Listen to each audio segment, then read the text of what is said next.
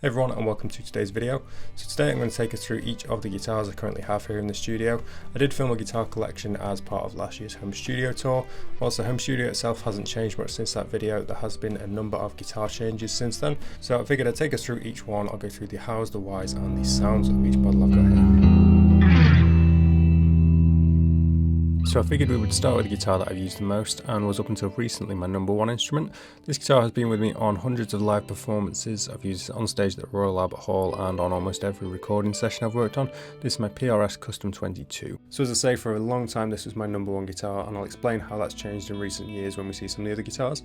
This is a 2006 model, and usually between 2000 and 2008 I tend to find are my favourite era PRS models. This also has the Dragon 2 pickups, which are my favourite pickups that PRS offer.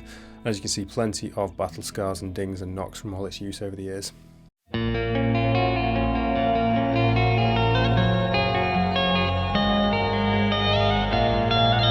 So next up we've got the Ambler Capula, and this is a guitar that I had the chance to co-design as an artist model with Ambler guitars.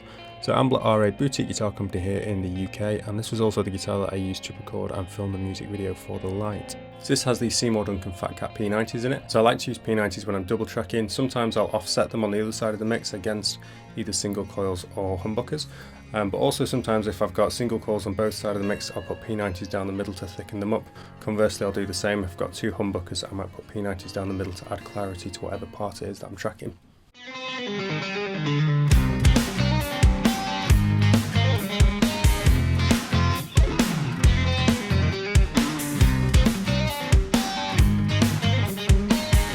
So again, anyone who's followed my channel for any amount of time will know this is one of my favourite guitars that sits well below the £1,000 mark. I also use this in the music video and the tracking sessions for Odyssey.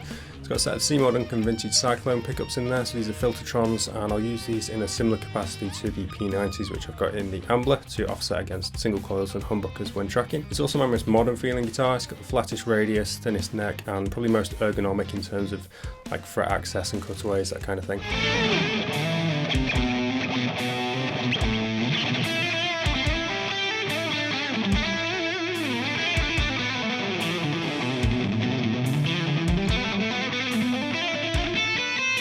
So this is one of the guitars that knocked the PRS off the number one spot. I probably still have a little bit more sentimental attachment to the PRS at the moment, but this is a 1989 made in Japan Fender Esquire. All vintage in spec, this one has 7.25 inch radius, tiny frets. It's the guitar I feel the most comfortable on out of all the ones I own. This is also one of my number one recording guitars, be it for clean tones, high gain tones or anything in between. It also holds its tuning really well, so it makes a really good studio guitar.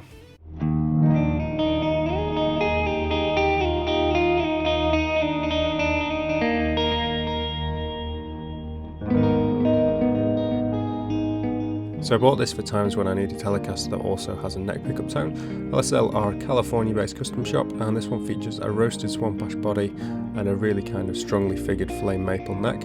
It's also the lightest and most acoustically resonant electric I own. It weighs about 6.5 pounds.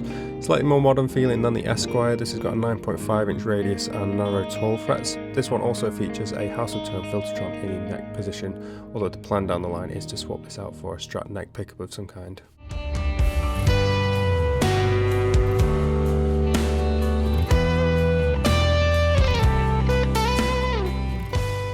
One of PRS's more retro-inspired offerings now, this is the Paul Reed Smith Vela model. This one's really useful to have on recording sessions as it doesn't fall into any of the heritage designs, like Strats, Tellys, Les Pauls that are all really kind of distinctive. It can be really useful to have a wildcard type guitar on a recording session, as it can inspire different ideas both tonally and compositionally than if we were using a guitar that we might typically use. This one's really lightweight, it's got a thin nitro finish on here and the PRS style of pickup in the bridge position.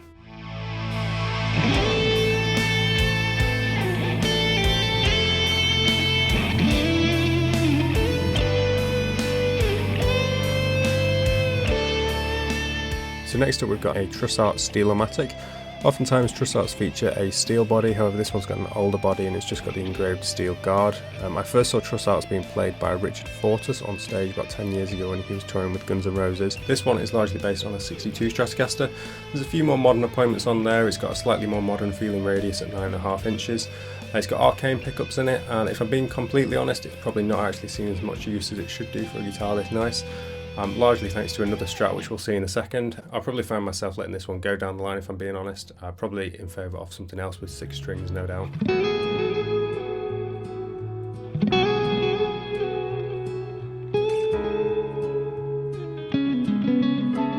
This is a guitar that anyone who's followed my channel for any length of time will recognise.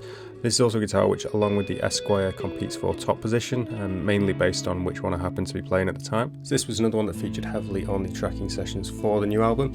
All stock apart from a refret that a previous owner had done, but refretted with the same size vintage frets. Again, this is one of my go-tos for any recording or live situations, and I'll also do the majority of my practice on this guitar.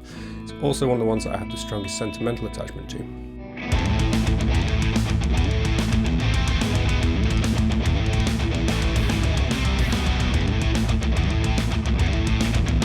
So Suhr were actually the first guitar company that I worked with on an artist basis, and this guitar is great all-rounder. It's got the HSS pickup configuration, so it's very versatile. So I actually used this guitar in place of a Strat for several years. It's got a 5-way selector, and you can split the bridge pickup to get a nice out of phase tone in position 2.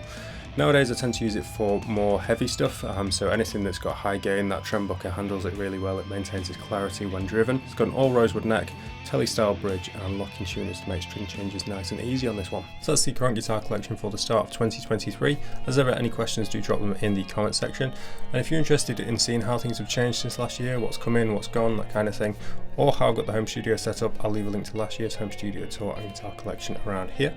With that said, if you did enjoy the video, please do like and subscribe. Thank you very much for watching, and I'll see you in the next one.